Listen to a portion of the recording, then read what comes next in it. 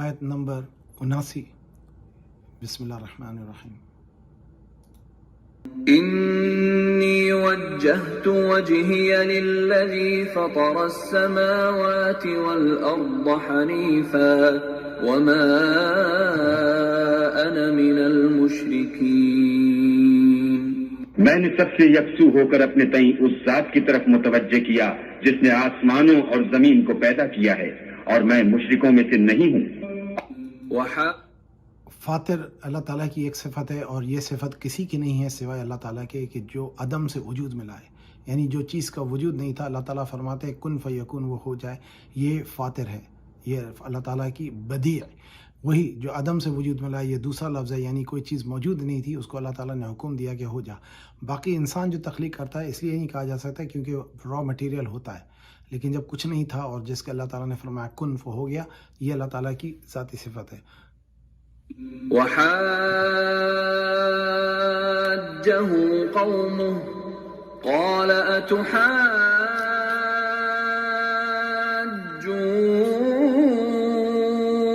أتحاجوني في الله وقد هدان ولا أخاف ما تشركون به إلا أن يشاء ربي شيئا وسع ربي كل شيء علما أفلا تتذكرون.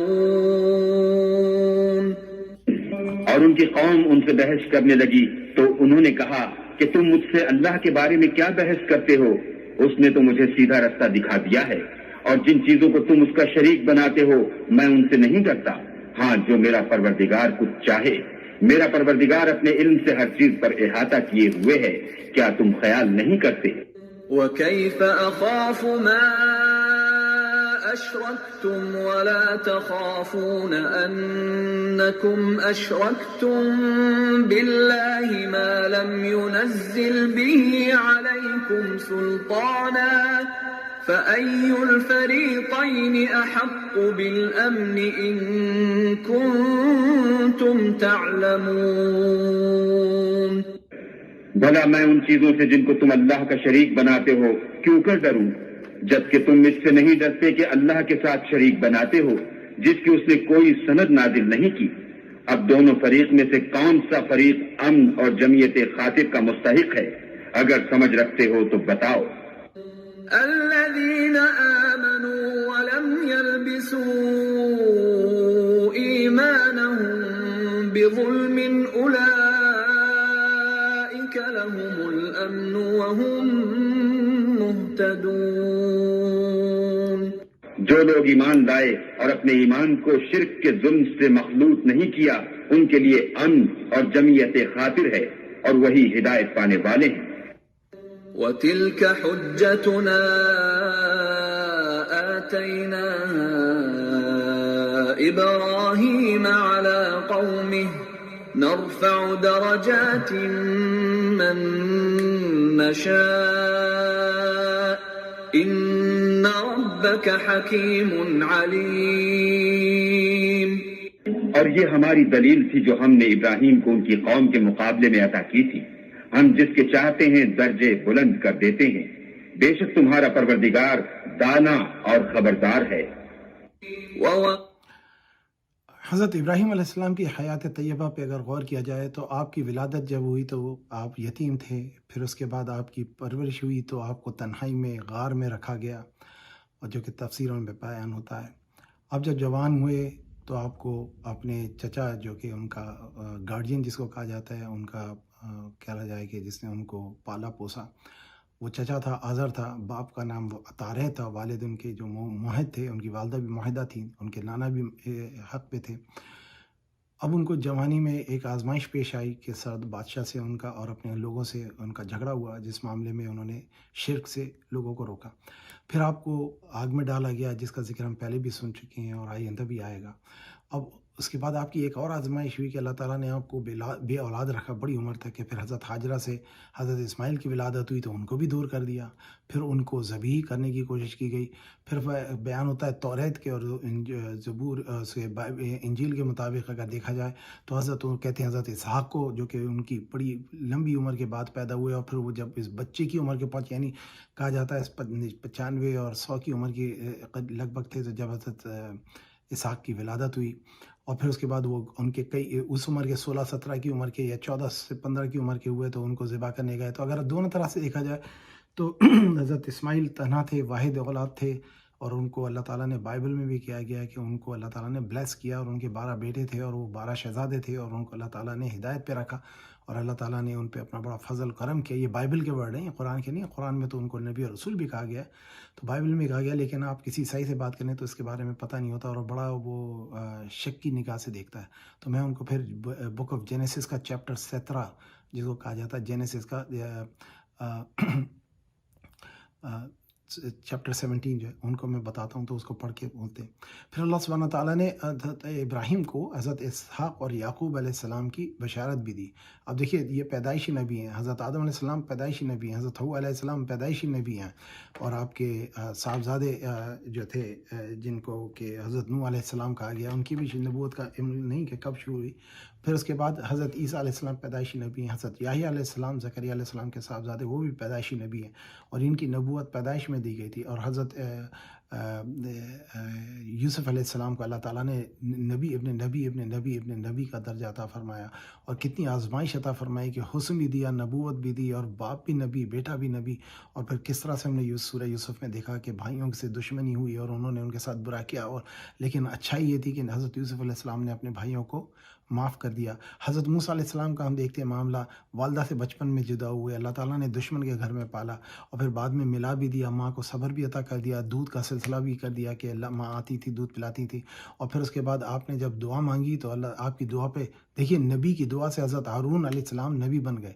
حضرت موسیٰ علیہ السلام نے دعا مانگی، ہارون علیہ السلام بڑے بھائی تھے جو کہ 1 سال کی آڑ سے مارے جاتے تھے بچے، تو اس میں اس سال وہ پیدا ہوئے تھے جس سال حضرت موسیٰ پیدا ہوئے، اس سال بچے قتل ہونے تھے، اس لیے ان کو اللہ تعالیٰ نے اس طرح سے پناہ دی. تو اور پھر اس کے بعد حضرت زکریا، یحییٰ، عیسیٰ و الیاس کا ذکر ہے. یہ سب صالحین میں ہمیں کہا جاتا ہے نا کہ اہدنا الصراط المستقیم صراط الذین انعمت علیہم، یہ جو صراط مستقیم والے ہیں یہی لوگ ہیں. اور پھر فرمایا ومن یطع اللہ ورسولہ فاولئک مع الذین انعم اللہ علیہم من النبیین والصدیقین والشہداء والصالحین حسن اولئک رفیقا. صالحین میں دیکھیے اللہ تعالیٰ نے ان تمام انبیاءوں کو فرمایا انہیں ہم نے ہدایت دی صراط مستقیم کی. تو ہمیں کہا جاتا ہے صراط الذین انعمت علیہم کہ مانگو ان کا راستہ جن پہ اللہ نے انعام کیا. تمام انبیاؤں کے نام ہیں، نام فہرست ہیں، تمام رسولوں کے نام ہیں اس میں فہرست ہیں. صحابہ کرام، تابع کرام، اولیاء کرام، بزرگان دین، مشائخ کرام، یہ وہ لوگ ہیں جو کہ صالحین میں سے ہیں. تو نبیین، صدیقین، شہداء و صالحین، تمام نبی صالح بھی ہوتے ہیں، نبی بھی ہوتے ہیں، ان کے درجات بھی ہوتے ہیں. دیکھیے کتنی خوبصورت اللہ تعالیٰ نے بشارت دی کہ ان کا راستہ مانگو، جب تم ان کے راستے پہ چلو گے تو تم کامیاب ہوگے. جیسے میں نے پہلے ذکر کیا سورہ فاتحہ میں 3 راستے بیان کیے گئے ہیں، مستقیم، مغضوبین اور ضالین. یہ 3 راستے ہیں. ہمارے لیے ایک راستہ ہے 3 میں سے، وہ ہے صراط مستقیم. اور شیطان نے کہا تھا، جو ہم پڑھ چکے ہیں پہلے اور آئندہ بھی انشاءاللہ سنیں گے، کہ شیطان نے کہا میں صراط مستقیم پہ جب چلے گا میں اس کے راستے میں بیٹھوں گا، جو دلالت اور گمراہی میں اس کے پیچھے نہیں جاؤں گا. اسی لیے ایک حضرت علی سے ایک یہودی نے پوچھا کہ جی آپ کہتے ہیں کہ آپ کے مذہب کی نمازوں میں بڑے وسوسے ہوتے ہیں اور دل نہیں لگتا اور توجہ نہیں ہوتی، تو ہمارے ساتھ تو یہ مسئلہ نہیں ہوتا. تو حضرت علی نے فرمایا کہ اگر جو آلریڈی گمراہ ہو تو اس کو شیطان کیا بہکائے گا؟ شیطان اس کو بہکانے آتا ہے جو ہدایت پہ ہوتا ہے. تو اس کا جواب یہ تھا کہ ہم تو ہدایت پہ، اس لیے شیطان ہم پہ حملہ کرتا، تم تو اس کے ساتھی ہو، تو تمہارے پر کوئی مذہب حملے کی ضرورت نہیں ہے اس کو. اب تم نے اس کے بندے، اسی لیے کہتے ہیں نا کہ جو برا کر رہا ہوتا ہے اس کے ساتھ برائی نہیں ہو رہی تھی، کیونکہ اللہ تعالیٰ نے اسے چھوٹ دی ہوئی ہوتی ہے. اگلی آیت سنیں انشاءاللہ. اللہ سبحانہ وتعالیٰ ہماری وَوَهَبْنَا لَهُ إِسْحَاقَ وَيَعْقُوبَ كُلًّا هَدَيْنَا وَنُوحًا هَدَيْنَا مِن قَبْلُ وَمِن ذُرِّيَّتِهِ دَاوُودَ وَسُلَيْمَانَ وَأَيُّوبَ وَيُوسُفَ وَمُوسَى وَهَارُونَ وَكَذَلِكَ نَجْزِي الْمُحْسِنِينَ. اور ہم نے ان کو اسحاق اور یعقوب بخشے اور سب کو ہدایت دی، اور پہلے نوح کو بھی ہدایت دی تھی، اور ان کی اولاد میں سے داؤد اور سلیمان اور ایوب اور یوسف اور موسیٰ اور ہارون کو بھی، اور ہم نیک لوگوں کو ایسا ہی بدلہ دیا کرتے ہیں۔ وزكريا ويحيى وعيسى وإلياس كل من الصالحين۔ اور زکریا اور یحییٰ اور عیسیٰ اور الیاس کو بھی، یہ سب نیکوکار تھے۔ وإسماعيل واليسع ويونس ولوطا وكلا فضلنا على العالمين۔ اور اسماعیل اور الیسع اور یونس اور لوط کو بھی، اور ان سب کو جہان کے لوگوں پر فضیلت بخشی تھی۔ ومن آبائهم وذرياتهم وإخوانهم واجتبيناهم وهديناهم إلى صراط مستقيم۔ اور بعض کو ان کے باپ دادا اور اولاد اور بھائیوں میں سے بھی، اور ان کو برگزیدہ بھی کیا تھا اور سیدھا رستہ بھی دکھایا تھا۔ ذلك هدى الله يهدي به من يشاء من عباده ولو أشركوا لحبط عنهم ما كانوا يعملون۔ اللہ کی ہدایت ہے اس پر اپنے بندوں میں سے جسے چاہے چلائے، اور اگر وہ لوگ شرک کرتے تو جو عمل وہ کرتے تھے سب ضائع ہو جاتے۔ أولئك الذين آتيناهم الكتاب والحكم والنبوة فإن يكفر بها هؤلاء فقد وكلنا بها قوما ليسوا بها بكافرين۔ یہ وہ لوگ تھے جن کو ہم نے کتاب اور حکم شریعت اور نبوت عطا فرمائی تھی۔ اگر یہ کفار ان باتوں سے انکار کریں تو ہم نے ان پر ایمان لانے کے لیے ایسے لوگ مقرر کر دیے ہیں کہ وہ ان سے کبھی انکار کرنے والے نہیں۔ أولئك الذين هدى الله فبهداه مقتده قل لا أسألكم عليه أجرا إن هو إلا ذكرى للعالمين۔ لوگ ہیں جن کو اللہ نے ہدایت دی تھی تو تم انہی کی ہدایت کی پیروی کرو، کہہ دو کہ میں تم سے اس قرآن کا صلہ نہیں مانگتا، یہ تو جہان کے لوگوں کے لیے محض نصیحت ہے۔ اس آیت سے ایک بات بڑی محبت سے واضح ہوگی کہ اللہ تعالیٰ نے حضور علیہ السلام اور صحابہ کرام اور تمام قیامت تک آنے والے انسانوں کے لیے، اہل بیت اطہار کے لیے یہ بتا دیا کہ اللہ تعالیٰ جب ہدایت عطا فرما دیتے ہیں، ان کے ایمان کی حفاظت فرماتے ہیں، بندہ جو ہے اللہ تعالیٰ کی عبادت کرے اور ان کی لوگوں کی پیروی کرے، اور قرآن جب کوئی سیکھے تو اللہ تعالیٰ نے فرمایا کہ حضور نے فرمایا میں تم سے اس کا کوئی صلہ نہیں مانگتا، میں تو صرف چاہتا ہوں تمہاری بخشش ہو جائے، تم لوگ بچ جاؤ، تم آگ کے عذاب سے بچ جاؤ، تمہاری زندگیاں بہتر ہو جائیں، قرآن پہ زندگی میں عمل کرو تو تمہاری زندگیاں بہتر ہو جائیں، آخرت بہتر ہو جائے، دونوں فائدے ہیں اس دنیا میں اور آخرت میں، یہ اللہ تعالیٰ کا وعدہ ہے۔ اگلی آیت میں اللہ سبحانہ تعالیٰ نے فرمایا جو کہ بڑا دل سوز جملہ ہے، اللہ تعالیٰ ہمیں اس پہ عمل کرنے کی توفیق عطا فرمائے۔ وما قدر الله حق قدره إذ قالوا ما أنزل الله على بشر من شيء قل من أنزل الكتاب الذي جاء به موسى نورا وهدى للناس تجعلونه قراطيس تبدونها وتخفون كثيرا وعلمتم ما لم تعلموا أنتم ولا آباؤكم قل الله ثم ذرهم في خوضهم يلعبون۔ اور ان لوگوں نے اللہ کی قدر جیسے جاننی چاہیے تھی نہ جانی جب انہوں نے کہا کہ اللہ نے انسان پر وحی اور کتاب وغیرہ کچھ بھی نازل نہیں کیا، کہو کہ جو کتاب موسیٰ لے کر آئے تھے اسے کس نے نازل کیا تھا؟ جو لوگوں کے لیے نور اور ہدایت تھی، اور جسے تم نے علیحدہ علیحدہ اوراق پر نقل کر رکھا ہے۔ ان کے کچھ حصے کو تو ظاہر کرتے ہو اور اکثر کو چھپاتے ہو، اور تم کو وہ باتیں سکھائی گئیں جن کو نہ تم جانتے تھے اور نہ تمہارے باپ دادا۔ کہہ دو اس کتاب کو اللہ ہی نے نازل کیا تھا، پھر ان کو چھوڑ دو کہ اپنی بیہودہ بکواس میں کھیلتے رہیں۔ اس آیت میں، آیت نمبر 91 میں اللہ سبحانہ وتعالیٰ نے بہت کچھ فرما دیا جو کہ ایک ایمان والے کے لیے بڑا رقت آمیز معاملہ ہے۔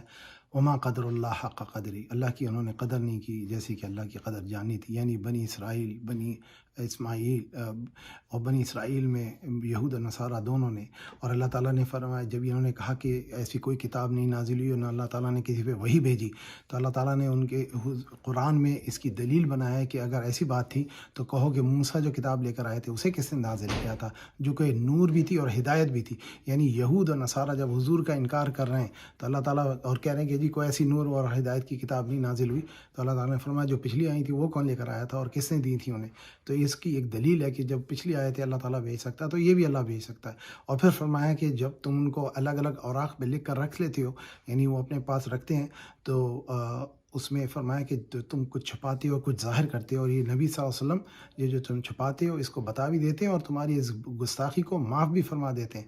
جیسے بائبل میں حضور کا ذکر ہے، حضور کے نام کے ساتھ آپ کا ذکر ہے، جیسے کہا گیا متحمد، جو کہ عبرانی زبان میں جو کہ یہودی بولتے تھے اس وقت کے، اس زبان میں متحمد کا مطلب ہوتا ہے محمد، متحمدن، محمدن، محمد کی طرح سے بھی لکھا گیا ہے، محمدن کے نام سے لکھا گیا ہے۔ یہ اس کو چھپاتے ہیں اور اس کو ٹرانسلیٹ کر لیتے ہیں۔ کوئی نام عربی توریت میں ایسے نہیں بدلا گیا، یعنی ہر نام کا نام دیا، ہر نبی کے نام کو نام بھی دیا، جس کو کہتے ہیں ناؤن، وہ اس کو اسی طرح سے بیان کیا، لیکن ایک واحد نام ہے محمدن، جس کو انہوں نے بدل کر کے آل ٹوگیدر لولی اس کو ٹرانسلیٹ کیا، جو کہ یہ قانون کے خلاف تھا ان کی ترتیب کے۔ کیوں وہ چھپاتے تھے اور تم ان کو باتیں سکھا دی گئی تھی جو تم جانتے تھے، اور نہ ہی تمہارے باپ دادا۔ کہہ دو کہ اللہ تعالیٰ نے تمہارے باپ دادا کو جو علم دیا وہ تمہارا نہیں تھا، اللہ تعالیٰ کا عطا کیا ہوا تھا۔ تو اس بیہودگی کو چھوڑ دو اور کھیل کود بند کرو، اللہ تعالیٰ کی قدر کرو کہ اللہ تعالیٰ نے یہ نبی محمد رسول اللہ صلی اللہ علیہ وسلم اور اسلام تمہارے لیے بھیجا ہے، اس کو ساری انسانیت قبول کرے اور اس پہ عمل پیرا ہو۔ اگلی آیت سنتے ہیں اور یہ آخری آیت ہوگی آج کی۔ وَهَذَا كِتَابٌ أَنزَلْنَاهُ مُبَارَكٌ مُصَدِّقُ الَّذِي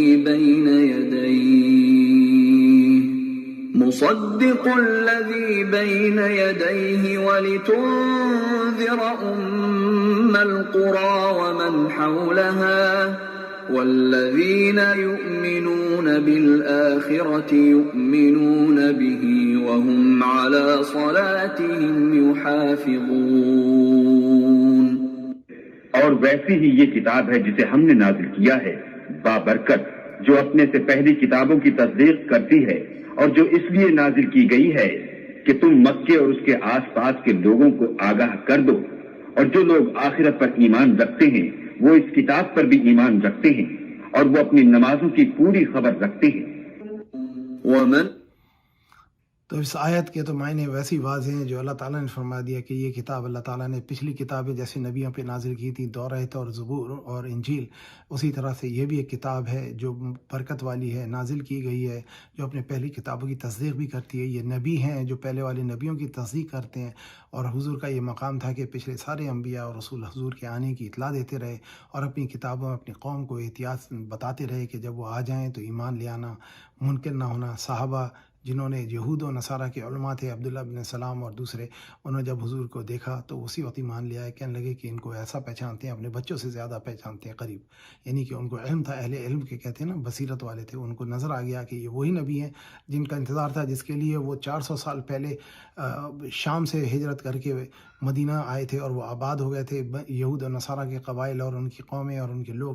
تو یہ اللہ سبحانہ تعالیٰ نے فرما دیا کہ جو آخرت پہ ایمان رکھتے ہیں، جو کتاب پر بھی ایمان رکھتے ہیں اور اپنی نمازوں کی پوری خبر رکھتے ہیں، اپنی نمازوں کی حفاظت کرتے ہیں۔ اللہ سبحانہ و تعالیٰ ہمیں صراط مستقیم پہ قائم رکھنے کی توفیق عطا فرمائے، اور جو کچھ اس میں کہا گیا سنا گیا اللہ سبحانہ و تعالیٰ سے قبول فرمائے۔ اگر اس میں کوئی لغزش، غلطی، کوتاہی ہو تو اللہ سبحانہ و تعالیٰ ہمیں معاف فرمائے اور صراط مستقیم پہ قائم دائم فرمائے۔ اس کے ساتھ ختم کرتے ہیں، انشاءاللہ اگلے اتوار ملاقات ہوگی۔ السلام علیکم ورحمۃ اللہ وبرکاتہ۔